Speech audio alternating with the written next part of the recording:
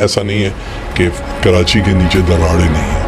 इन earthquakes को predict करना बहुत मुश्किल है। ये अर्थक्वेक्स यहाँ पर क्या तबाही लाएंगे इसको प्रिडिक्ट करना बहुत आसान है। अगर खुदा ना खास्ता कभी अर्थक्वेक आया तो ये सारी बिल्डिंग्स जो हैं बिल्कुल रेत की दीवार की तरह ढह जाएंगी। कौन बचेगा कौन नहीं बचेगा मैं नहीं कह सकता, मगर शायद जो लोग इस सारी दीवानगी के जिम्मेदार हैं शायद उनको भी कुदरत जो है आड़े हाथों ले। कराची में हालिया अर्थक्वेक एपिक सेंटर ज़लज़लों का मरकज मलीर, कायदाबाद, कोरंगी और गडाफ टाउन के इलाकों में रहा है। पाकिस्तान मीट ऑफिस के मुताबिक 1 जून 2025 से अब तक शहर के ये इलाके 26 से ज़ायद दरमियानी ज़लज़लों के जद में रहे हैं, जिनकी शिद्दत 3.6 से लेकर 2.1 के दरमियान रही है। याद रहे कराची एक बड़े फॉल्ट लाइन के करीब वाक़ है जहां भारतीय और अरबी टेक्टोनिक प्लेटें मिलती हैं। इसके अलावा शहर के करीब 4 छोटे फॉल्ट्स भी मौजूद हैं, जिनमें अल्लाहबंद फॉल्ट शामिल है जो पाकिस्तान स्टील मिल के इलाके से गुजरता है। ये प्रोसेस है जो कराची के गिर्द जो है वो आपको पता है कि एक कच्छ फॉल्ट भी है जो इंडिया से आ रही है, तो वहाँ पर भी जो है फॉल्ट्स मौजूद हैं और ये छोटे अर्थक्वेक्स जो हैं वो कराची के इर्द गिर्द जो है ये आना ऐसी कोई बड़ी बात नहीं। यहाँ पर एटलीस्ट 4.5 to 5 की एक्टिविटी जो है वो तकरीबन रिकॉर्ड की जा सकती है मुख्तलिफ इलाकों में, तो हम फ्यूचर में भी यहाँ तकरीबन 4.5 to 5 के अर्थक्वेक्स एक्सपेक्ट कर सकते हैं। टेक्टोनिक एक्टिविटी देखना है, अगर आपने फॉल्ट लाइन्स देखनी है तो USGS की प्लेट 43 है, उसको उठा के देख लीजिए। एक तो फॉल्ट है जो भोज से स्टील मिल की तरफ आ रही है और फिर वो गुलिस्तान जौहर से होती हुई वो जाके हिट कर रही है लियारी नदी को।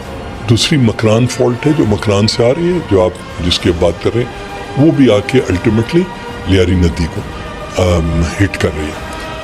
अच्छा हाँ, यहाँ पर और छोटी छोटी बहुत सारी फॉल्ट लाइन्स हैं, ऐसा नहीं है कि कराची के नीचे दरारें नहीं हैं। अच्छा, इनमें मुसलसल एनर्जी बिल्डअप हो रही है, ये एक दूसरे से रगड़ रही है।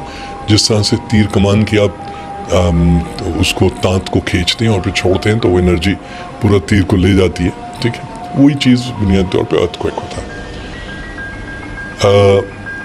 इन अर्थक्वेक्स को प्रिडिक्ट करना बहुत मुश्किल है, मगर ये अर्थक्वेक्स यहाँ पर क्या तबाही लाएंगे उसको प्रिडिक्ट करना बहुत आसान है।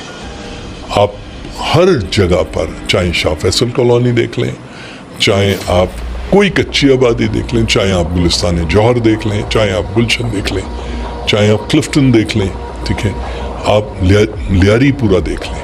मैं कभी लियारी में से गुजरता हूँ, मुझे खौफ आता है इस बात से सोच के कि दीवारें जुड़ी हुई हैं, 8-8, 10-10, 12-12 मंजिल की बिल्डिंग बनी। ये वो प्लॉट्स थे जिन पे ग्राउंड +1 हुआ करते थे। तो अगर खुदा ना खास्ता कभी अर्थक्वेक आया तो ये सारी बिल्डिंग्स जो हैं ये बिल्कुल रेत की दीवार की तरह ढह जाएंगी।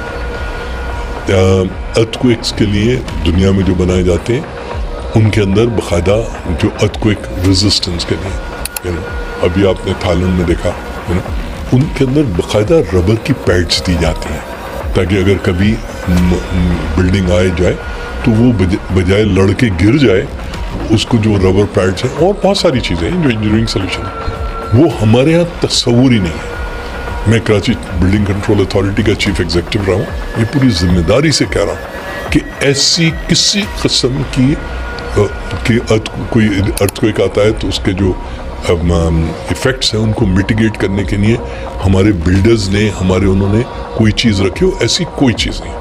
ये सारी बिल्डिंग्स जो हैं ये लिटरली रेत की दीवारों की तरह गिरेंगे, लोग मरेंगे, दबेंगे।